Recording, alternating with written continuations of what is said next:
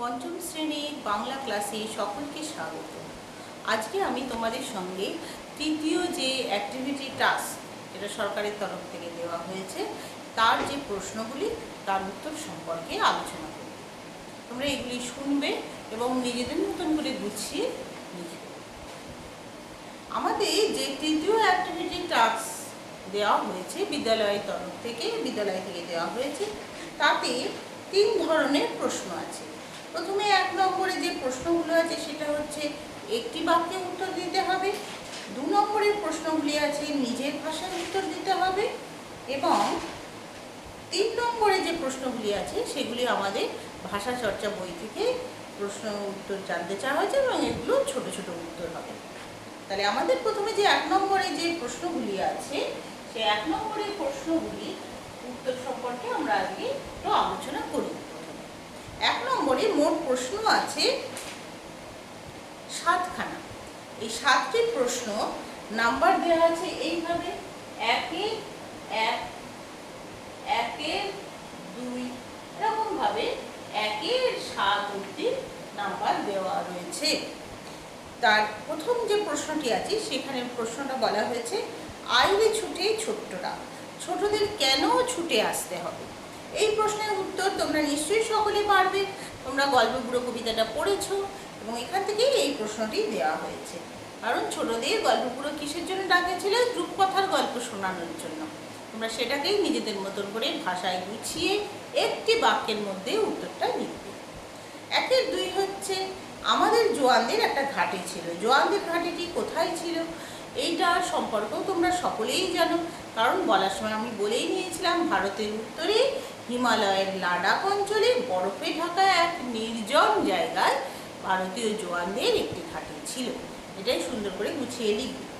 1-এর 3, দারোগাবাবু এবং হাবু কবিতায় মেজদার পোষ্য কারা? এটা কবিতাটা পড়ে তোমরা নিজেরা লিখে নেবে এবং মনে হয় সকলেই পারবে। তার যে উত্তরটা মজার উত্তর, সেই উত্তরটা তোমরা সকলেই লিখবে। 1-এর 4, উলগুলান কাদের লড়াই? উলগুলান হলো মুন্ডাদের লড়াই। এটা তোমরা লিখবে। 1-এর 5, পাখির কাছে ফুলের কাছে কবিতায় কোথায় কবি সভা বসবে? এখানে কবি সভা আমাদের কবিতায় আছে, কাব্য হবে কাব্য হবে, তাহলে সেই কাব্য হবে যেখানে, সেটাই হবে কবি সভা। তোমরা সকলে পড়েছো কবিতাটা। এবং এই পাখির কাছে ফুলের কাছে কবিতায় কবির ঘরের বাইরে যে লাল দিঘির পাড়ে রক্ত জবার ঝোপের কাছে যে কবি সভা বসবে বলা হয়েছে। বুঝিয়ে লিখবে। 1-এর 6, 1-এর 6 হচ্ছে, তাই বুঝি বিমলার কমে গেছে দামি? বিমলার কেন মনে হয়েছে যে তার দাম কমে গেছে? এই উত্তরটা একটু বলছি, একটু গুছিয়ে নিয়ে তোমরা লিখো। বিমলা সারাদিন ভাই ফরমাস খাটলেও খাবারের বেলায় তার দাদা ও ভাই বেশি পায়, মেয়ে বলে সে কম পায়, তাই তার মনে হয়েছে তাই তার দাম কমে গেছে। এটা কিন্তু তোমরা একটি বাক্যের মধ্যেই লিখবে। কিভাবে লিখবে? বিমলা সারাদিন ভাই ফরমাস খাটলেও খাবারের বেলায় তার দাদা ও ভাই বেশি পায়, মেয়ে বলে সেই কম পায়, বলে একটা ড্যাশ দেবে, ড্যাশ দিয়ে তাই বলে একটা কমা দেবে, দিয়ে লিখবে তাই তার মনে হয়েছে তার দাম কমে গেছে। তাহলে একটি বাক্য হলো এবং আমরা উত্তরের সম্পূর্ণটাই বলতে পারলাম। এবার 1-এর 7, ও যেন দিনের বেলাকার রাত্রি। কোন সময়টিকে লেখক দিনের বেলাকার রাত্রি বলেছেন? রবিবারের দুপুরবেলা যখন চারিদিক নিশ্চুপ থাকে তখন লেখকের মনে হয়েছে বলে একটা ফার্স্ট ইনভার্টেড কমার মধ্যে রাখবে, ও যেন দিনের বেলাকার রাত্রি। ঠিক আছে। এরপরে আসছি আমরা 2 নম্বর প্রশ্নের ক্ষেত্রে। যে প্রশ্নগুলিতে বলা হয়েছে নিজের ভাষায় লেখো। 2 নম্বরে যে প্রশ্নগুলি আছে নিজের ভাষায় লেখো। 2-এর 1, এখানে মোট কটি প্রশ্ন আছে সেটুকুনি একটু বলে নিই। এই প্রসঙ্গে একটু কথা বলছি। 2-এর যে 7টি প্রশ্ন আছে তার মধ্যে 2-একটি প্রশ্ন কিন্তু তোমাদের এর আগের দেওয়া অ্যাক্টিভিটি টাস্কের উত্তরের সঙ্গে মিল আছে, মানে সেই প্রশ্নগুলোর সঙ্গে মিল আছে, হুবহু এক না হলেও এক আছে। আশা করি তোমরা সেই উত্তরগুলো নিজেরাই গুছিয়ে লিখে নিতে পারবে এবং তোমাদের করানোও হয়ে গেছে সেগুলো। 2 নম্বরের প্রশ্ন হচ্ছে নিজের ভাষায় উত্তর দাও। 2-এর 1 বলা হয়েছে, গল্পগুলো কবিতায় রূপকথার কোন কোন প্রসঙ্গ উল্লিখিত হয়েছে। আমরা এখানে কবিতাটা যদি খুব ভালো করে পড়ি তাহলে আমরা সবই বলতে পারবো। কবি সুনির্মল বসুর গল্পগুলো কবিতায় রূপকথার যে যে প্রসঙ্গ উল্লিখিত হয়েছে তা হলো দত্তি, দানব, যক্ষীরাজ, কলির পাহাড়, মানিকহীরা, সোনার কাঠি, ময়নামতি, তেপান্তরের মাঠ, কেশবতী নন্দিনী, হট্টমেলার হাট, এই ইত্যাদি। এরপরে আসছি 2-2। এমনি করে সারা শীত দেখতে দেখতে কেটে গেল, জোয়ানদের এই শীতকাল যাপনের কথা কিভাবে বুনো হাঁস গল্পে ফুটে উঠেছে। এর সঙ্গে আগের প্রশ্নের মিল আছে, কিন্তু এখানে জোয়ানদের কথায় যাপনের কথা, মানে জোয়ানদের শীতকালের কথাই কিন্তু জানতে চেয়েছে, বুনো হাঁসদের কথা কিন্তু সেভাবে জানতে চাওয়া হয়নি। তাহলে আমাদের উত্তরও সেটা আমাদের খেয়াল রাখতে হবে। লীলা মজুমদারের বুনো হাঁস গল্পে আমরা দেখি লাদাখের এক বরফ ঢাকা এক নির্জন জায়গাতে আমাদের জোয়ানদের একটা ঘাঁটি ছিল। জোয়ানরা বাড়ির খবর সেভাবে পেত না, কারণ চিঠিপত্র বিশেষ সেখানে পৌঁছাতো না, শুধু রেডিওতে খবর পাওয়া যেত। তারা পরিযায়ী হাঁসের দল থেকে বিচ্যুত একটি আহত হাঁস ও তার সঙ্গীর পরিচর্যা করে তাদের সারিয়ে তুলেছিল। শীতের শেষে হাঁস দুটি যখন পরিযায়ী দলের সঙ্গে ফিরে গেল, তখন জোয়ানদেরও ফেরার সময়। আমরা এইভাবে লিখব। আচ্ছা, এবার 2-3। নালিশ আমার মন দিয়ে খুব শুনুন বড়বাবু। থানায় বড়বাবুর কাছে হাবু কি কি নালিশ জানিয়েছিল। এখানে হাবু যে যে নালিশ জানিয়েছিল আমরা সেগুলো লিখবো, কিন্তু সেগুলো একটু কমা দিয়ে লিখবো, মানে একই সঙ্গে সে 4 ভাইয়ের মধ্যে বাকি 3 ভাই সম্পর্কে নালিশ জানিয়েছিল। আমরা কবিতাটা পড়েছি, খুব মজার কবিতা, কবি ভবানী প্রসাদ মজুমদারের কবিতা। কবি ভবানী প্রসাদ মজুমদারের দারোগাবাবু এবং হাবু কবিতায় হাবু জানিয়েছে তারা 4 ভাই একটি ঘরেই থাকে, কিন্তু তার বড়দা পোষেন 7টি বিড়াল, মেজদা পোষেন 8টি কুকুর এবং শেষদা পোষেন 10টি ছাগল। এই সকল জীবজন্তুর গন্ধে তার প্রাণ যায় অবস্থা। প্রাণ যায়টা আগেরবারের উত্তরের মতনই যথারীতি ইনভার্টেড কমার মধ্যে রাখবেন। হাবু এই কথাগুলো এই দারোগাবাবুর কাছে নালিশ করেছিল। 2-4। এতোয়াকে দেখলে মনে হয় দুরন্ত এক বাচ্চা বুড়া। উদ্ধৃতিটির আলোকে এতোয়ার কাজকর্মের পরিচয় দাও।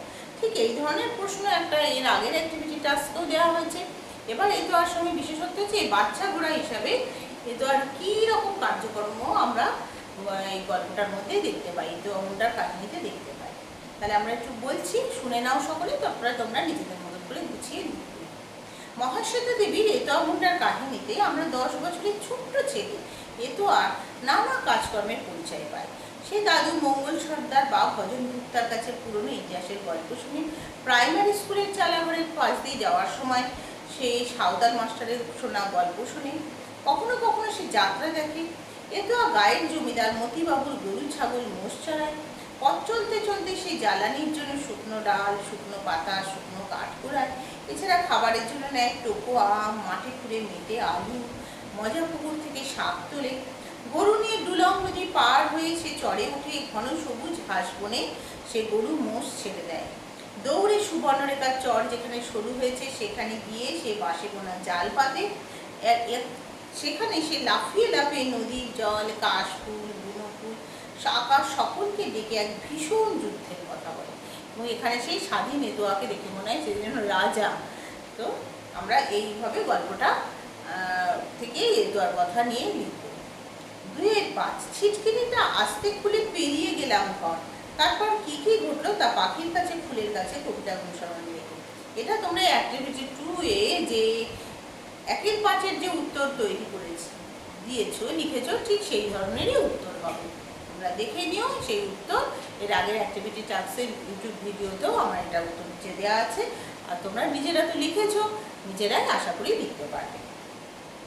বিমলার অভিমান কবিতা অনুসারে বিমলার অভিমানের কারণ বিশ্লেষণ করো। এটাও অ্যাক্টিভিটি 2-তে যেটা দেওয়া হয়েছে তার 1-6 যে প্রশ্নের উত্তরটি সেটাকে একটু নিজেদের মতন করে গুছিয়ে প্রশ্ন অনুযায়ী লিখবে। আচ্ছা, 2-7। ছাদটা ছিল আমার কেতাবে পড়া মরুভূমি। ছেলেবেলার রচনাংশে ছাদের প্রসঙ্গটি লেখক কীভাবে স্মরণ করেছে। আমাদের অ্যাক্টিভিটি 3-তে ছেলেবেলা থেকে প্রশ্ন আছে। এটাকে ছোট 1 নম্বরের মধ্যে ছোট প্রশ্ন দেওয়া হয়েছে, এবারে 2 নম্বরে একটু বড় প্রশ্ন দেওয়া হয়েছে। লেখক রবীন্দ্রনাথের কাছে ছোটবেলার বাড়ির খোলা ছাদটা ছিল প্রধান ছুটির দেশ। রবিবার দুপুরবেলায় বাড়ির প্রায় সকলেই বিশ্রামরত ছোট্ট রবি পিতৃদেব কোথাও ভ্রমণে গেছেন। তখন ছোট্ট রবি চুপি চুপি ছাদে উপস্থিত। বড় খোলা চাঁদকে তখন মনে হতো মরুভূমির মতো, ধুধু করছে, ধুলো উঠছে। পিতৃদেবের ঘরের দরজার খড়খড়ির ভিতর দিয়ে হাত কুলিয়ে ছিটকিনি খুলে ঘরে সে প্রবেশ করে। তারপর সোফায় বসা বা স্নান ঘরের কল খুলে ধারা স্নানের আনন্দ উপভোগ করা। এই আনন্দ যেন মরুভূমিতে ওয়েসিস বা মরুদ্বারের মতো সেই ছোট্ট রবির কাছে মনে হতো। এইভাবে আমরা সেই 2-7 প্রশ্নের উত্তরটা লিখব। এরপরে আসি 3 নম্বরের প্রশ্ন। আমাদের 3 নম্বরে যে প্রশ্নগুলি দেওয়া হচ্ছে এগুলি সবই ভাষা চর্চা বই থেকে নেওয়া হয়েছে। এখানে প্রথমে দেওয়া হয়েছে 3 নম্বরে 3-এর 1-এ 1 বা 3-এর 1 কি 1। এখানে কি দেওয়া হয়েছে? সন্ধিকরণ। কি দেওয়া আছে শব্দটা আমি লিখছি, নিশি যো কালু। আমরা এটা বুঝতেই পারছি বাংলা ব্যঞ্জন সন্ধি। বাংলা ব্যঞ্জন সন্ধি উত্তর কি হবে? নিষ্কালু।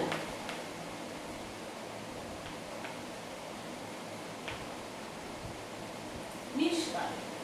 আচ্ছা 3-এর 1-এর 2 এতদিন।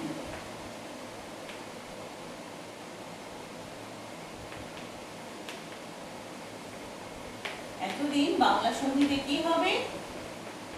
একদিন। এই দয় দয় হসি দন্তের ন। তারপরে হচ্ছে 3-এর 1-এর 3।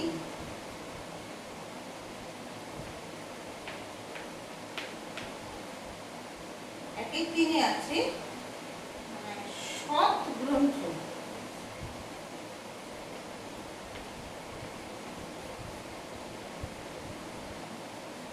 এটা সংস্কৃত সন্ধি, ত কি হয়ে যাবে? দ হয়ে যাবে, সৎ গ্রন্থ।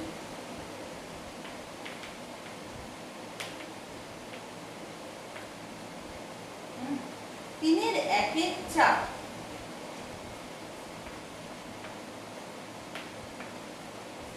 দি যোগ নির্ণয়। এটাও ব্যঞ্জন সন্ধি, সংস্কৃত।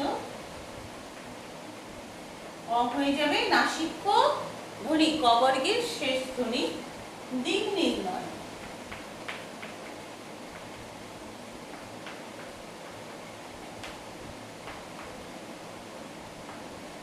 দিক নির্ণয়। আচ্ছা এইবারে 3-এর 2-এর প্রশ্নে আসছে। আমরা এখানে সন্ধি করা বলা হয়েছে, আর 3-এর 2-এ বলা হয়েছে নিচের পদগুলি ব্যঞ্জন সন্ধির কোন কোন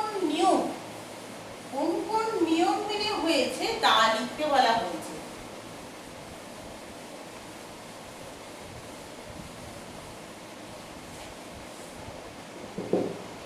তিনের 2-এর 1 কি দেওয়া আছে? প্রচ্ছদ শব্দটা দেওয়া আছে। আমরা এই উত্তরটা লেখার সময় আমরা যখন প্রশ্নটার উত্তর তুলে নেব, প্রথমে প্রশ্ন তুলে নিয়ে তারপর মানে প্রশ্নতে যা লেখা হয়েছে নিচের পদগুলি ব্যঞ্জন সন্ধির কোন কোন নিয়ম মেনে বদ্ধ হয়েছে লেখো, এটা লিখলাম। লেখার পরে 3-এর 2-এর 1 প্রচ্ছদ লিখলাম।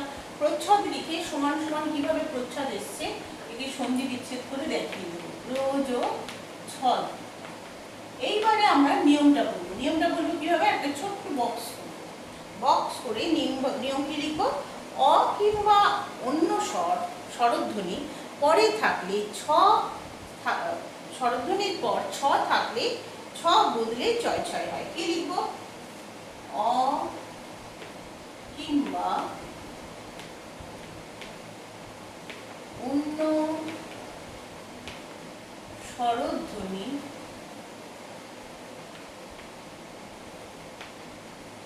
পরে থাকলে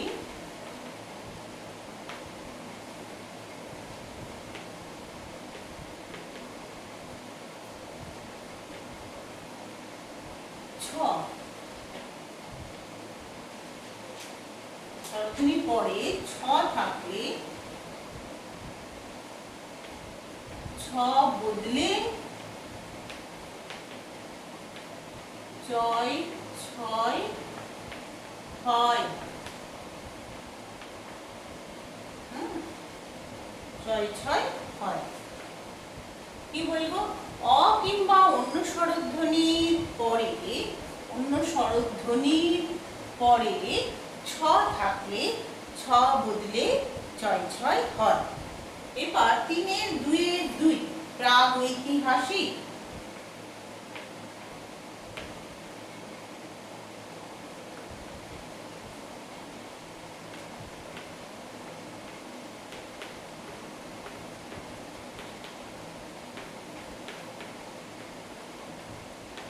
প্রাগ ঐতিহাসিক, একে যদি আমরা সন্ধি বিচ্ছেদ করি তাহলে আমরা কি পাবো? প্রাগ যোগ ঐতিহাসিক।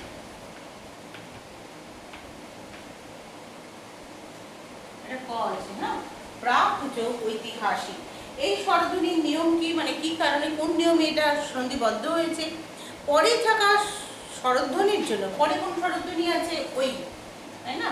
পরে থাকা স্বরধ্বনির জন্য অঘোষ ক ধ্বনি কি হয়ে গেছে? অঘোষ ক ধ্বনি ঘোষ গ ধ্বনিতে রূপান্তরিত হয়েছে।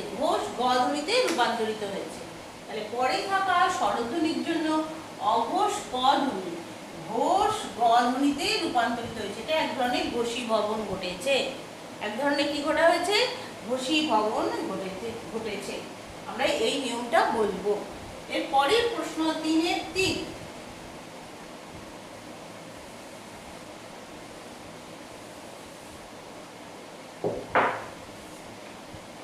3-এর 2-এর 3 3-এর 2-এর 3 কি আছে? সদিচ্ছা।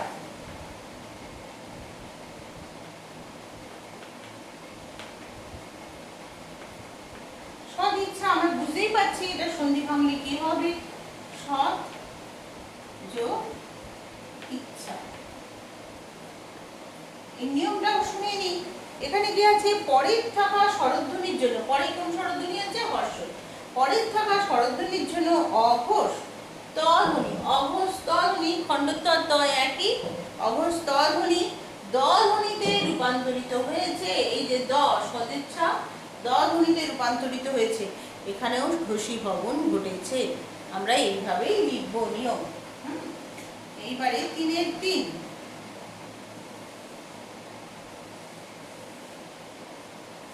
3-এর 3 কি বলছে? 3-এর 2-এর 3 তো হয়েই গেল। 3-এর 2-এর 4। 3-এর 2-এর 4-এ আছে বিদ্যুৎ বেগ।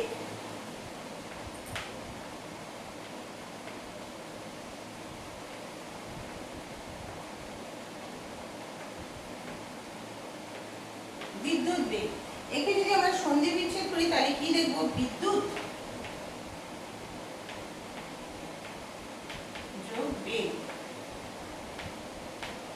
বিদ্যুৎ যোগ বেগ। এখানে শেষে ব ধ্বনি বা ভ ধ্বনি থাকলে ত বদলে দ হয়ে যাচ্ছে। শেষে ব ধ্বনি বা ভ ধ্বনি থাকলে এই যে ত, এ বদলে দ হয়ে যাচ্ছে। এই নিয়ম এখানে ঘটেছে। এবং এটাও ঘোষীভবন। ত দ হয়ে গেলে ঘোষীভবন। তোমরা ঘোষধ্বনি অঘোষধ্বনি এর আগে নিশ্চয়ই পড়েছো বা আমিও পড়িয়েছি। আচ্ছা, এবার এটা মুছে দিই।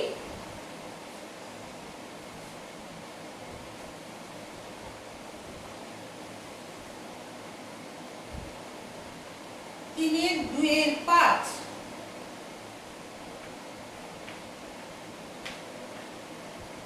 এর 5-এ কি বলা হয়েছে? পদ্ধতি। এটা, হ্যাঁ, পদ্ধতি। একে সন্ধি বিচ্ছেদ করলে হয় পদ যোগ প্রতি।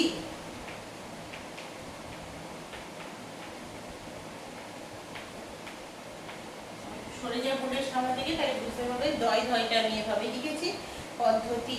এখানে কি বলা হয়েছে? ত বা দয়ের পর হ থাকলে, এই যে দ আছে, ত বা দয়ের পর হ থাকলে, এই যে হ থাকলে এই হ পরিবর্তিত হয়ে দয় থয় হয়ে যায়। আর ত দ যদি ত থাকে তাহলে তও একই সঙ্গে পরিবর্তিত হয়ে যায়। হ্যাঁ, কিন্তু এখানে ত নেই, আছে দ। তাই আমরা এখানে হ পরিবর্তিত হয়ে দয় হয়ে যায়। এই ঘোষীভবনের কথাই বলবো। কিন্তু এক্ষেত্রে কিছু কিছু সন্ধিতে আছে যে এই প্রথম প্রথম পদে শেষে দ এর জায়গায় ত আছে, সেখানে আমাদের ত এবং হ দুটোই পাল্টে যায় বলে তাকে আমরা অনন্য সমীভবন বলতে পারি। কিন্তু এখানে যেহেতু দ আছে, দ তো পরিবর্তিত হয় না, শুধু হটাই হ হয়ে যায়, তাই এটাকে হ ধ হয়ে যাওয়াটাকে আমরা বলবো ঘোষীভবন বলেছি। ঠিক আছে? আর প্রত্যেকটা এই যে নিয়মগুলো, সকল নিয়মগুলোই কিন্তু এই যে 3-এর 2-এর 1 যেভাবে আমি লিখে দিলাম সেইভাবেই লিখতে হবে। পরেরগুলো আমি মুখে বলে দিয়েছি। আশা করি তোমাদের এই 3 নম্বর অ্যাক্টিভিটি টাস্ক করতে অসুবিধা হবে না। এই 3 নম্বর অ্যাক্টিভিটি টাস্কে একটু প্রশ্ন সংখ্যাটা বেশি, কিন্তু মনে রাখবে এর আগের অ্যাক্টিভিটি টাস্কে তোমাদের 2টো করে দেওয়া হয়েছিল, এবার মাত্র 1টা দেওয়া হয়েছে এবং তোমাদের করতে কোনো সমস্যা হবে না। সকলে ভালো করে অ্যাক্টিভিটি টাস্ক করবে। তোমাদের যে খাতা দেওয়া হয়েছে খাতার মাঝখান থেকে পাতা নিয়ে তোমরা করবে, পরিষ্কার পরিচ্ছন্নভাবে লিখবে। এবং খাতার মাপটা মোটামুটি A4 পাতার সাইজেরই মাপ, আর সুন্দরভাবে লিখবে তোমরা নাম, রোল নাম্বার, হ্যাঁ, ক্লাস, এটাও সম্পূর্ণ লিখবে। ওপরে লিখবে কোন বিষয় বাংলা অ্যাক্টিভিটি টাস্ক। আর জমা দেওয়ার সময় অবশ্যই মনে রাখবে প্রতিটা বিষয়ের খাতা যেন আলাদা হয়। খাতা বলতে যে পাতা দিয়ে তুমি যে উত্তরপত্রটা পাঠাচ্ছ, প্রতিটা বিষয়ের উত্তরপত্র অর্থাৎ বাংলার সঙ্গে ইংরাজি যেন একসঙ্গে না থাকে এবং আলাদা আলাদা করে সেলাই করে বা পিন করে তোমরা পাঠাবে অভিভাবক বা অভিভাবিকার মাধ্যমে। সকলে ভালো থেকো এবং মন দিয়ে অ্যাক্টিভিটি টাস্কটা করে